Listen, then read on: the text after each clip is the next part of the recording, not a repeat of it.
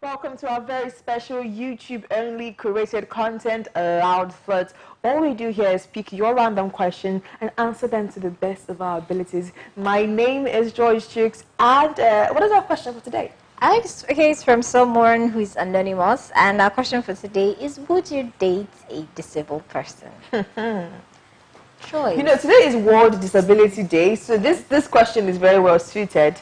Would you date a disabled person? Ejiro, would you? I don't know, because circumstances varies, and I'm not saying I'm praying for my spouse to probably get disabled or anything. I'm just saying circumstances could be created that could cause something to happen, and then he has maybe loses his leg or an arm or something. So I cannot say per se. I don't know. Lucky Mario. Well,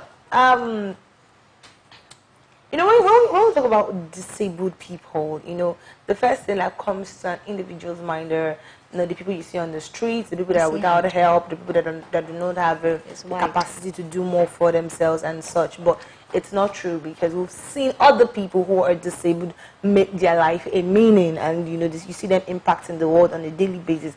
So would I date a disabled person? If this person falls into the latter category I just created, then probably, because the truth is, for you to date a disabled person, you have to be thick. You have to have a thick skin, because there'll be a lot of explanations to do.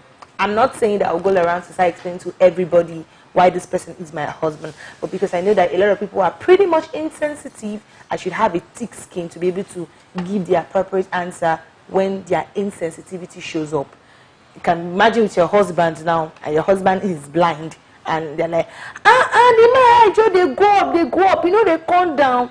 That kind of thing, So those are the things you have to, prepare your mind for, and the things that might happen, and you might just be caught up in an awkward situation. So you must have a thick skin, and just not to box yourself, so that at the end of the day you don't start regretting and say, oh, why did I ever end up with this person and stuff. So if the person falls into the latter category of being smart, intelligent, has money. She said has money. Anyways, I would just like to add to what she said. If it depends on you, it's a choice. So nobody's putting you under pressure. You're not a wicked person if you say no, I don't want to date a disabled person, because first of all, it takes a lot. Like she said, you have to have a thick skin. It takes a lot to want to be with someone, and you're saying all I see are your strengths and not this this weakness that you have presently. And earlier Joyce was saying something to us, and she said that disability spreads across. It's not just the missing limb, it's not just the blind eye, it's not just a spine injury and all that. It cuts across. There's so many ways that you can be disabled. So if you're able to realize that, okay, this is a disability in this person, and then you can now say, okay, I can take this, I can take this. It's all about what you can take, and you're not a bad person if you say no. What is really crazy, I feel like it's funny, because the only reason why things like this ever get into conversation is people are very involved in what others are going to think of them or their spouse. Yes. And if you notice, a lot of people are willing to be with disabled people where the disability doesn't show.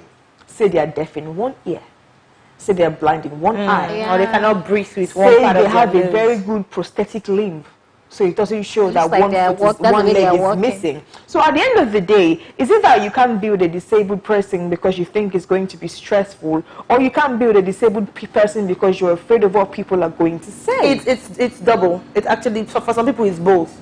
For some people it's just one. Because when you talked about disability, what came to my mind is there are some that we can see, and there are some that we cannot see. And so can you deal with the one that you can see? Can you handle it?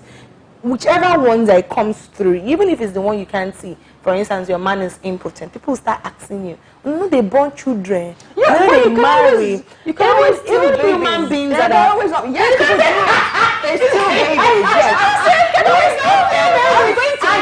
I'm going to paint it as black as it can be. Okay. The only reason why baby making factories are so successful is because people know that you can hide barrenness. You can pretend that you're pregnant. And you can travel. Yes, you can travel for a while and go to a baby factory and buy twins. That is why they're so successful. So the biggest issue for people is what will people say when they can see it. When they're they find very out. comfortable when they cannot see. And then you also find out that if the disabled person has money, they're okay. I remember when these guys came into Nollywood, Aki and Popo, you know, when we thought they were children and they were cute, and then we found they were men, people like, who go marry this one, and then they became rich, and they're all married now. Kids. What if they weren't rich? I think be comfortable. The money. And then another thing that I find very disgusting, and I think it should end, is the fetishization of disabled people for love. When you see a person that is not physically appealing, you believe that the partner must love them so much. The partner is such a great, loving human being. You see a guy with a woman in a wheelchair, you see love is blind. Love conquereth all. Why can love not be blind when they're 2 feet people? It is a fetish, and I think it is really, really horrible because it makes the disabled person feel like, you know, on their own they are not enough. Their partner has to be such a remarkable or their partner's love has to cover up for the love they cannot give. Like they're not enough. I find it very ill. Or you see a plus size man, the man is large. With one tiny girl, you see how this man's personality must be great. Wonderful. Because, I mean, let it die in 2019. Disabled people are people too. If you're uncomfortable being with a person that has one physical limb missing, then don't be with a person that is deaf in one ear. Irrespective, you're probably just a bad person. You know. And if you cannot take it, don't begin it. Don't start it. Don't start what you cannot finish. If you look at the person and you feel like, oh, maybe down the line I'm going to be uncomfortable if this and this happens, then don't even start by building their hopes up. Just leave them. And let the people that truly love them come for and take them. Because the truth is, even you as a human being, you are complete, you're fine and stuff. You bring the guy, people are already trying to look where the guy is not fine. Or where the guy is not fine. They want to poke a hole. Don't talk of, because this is like a full conversation. And don't talk of people that have. Like it's okay. Yes. So the long and short for me is that disabled people are people, and there's a wide range of disabilities. And do not get yourself involved with a disabled person that at the end of the day you're going to feel like you can't do it anymore. Don't start what you can't finish. They already feel incomplete. A friend of mine put up a WhatsApp post. She was talking about how much she had added weight, and she posted a picture. Apparently, people were telling her, you don't add, you don't add, you don't add. And then, you know, she was like, I have a mirror. So these people already know how they are and what they look like. So if you're going to start telling them, you know that you cannot wear this short skirt because you know you have one leg, then just leave them alone. There are people too, and respect them. And they know. Thank you so much. They know, you know, they're aware. Don't shout at deaf people when you're talking to you. Exactly. Don't raise your voice. You shout and shout, they will not still hear you. Most of them can read lips. So just, you know, little things. Educate yourself and know what you're getting yourself into. Thank you so much for joining us on Loud Threats. If you want us to deliberate on something else, drop a question down below. I will make sure that we answer it to the best of our unbiased abilities. My name is Joyce Chooks.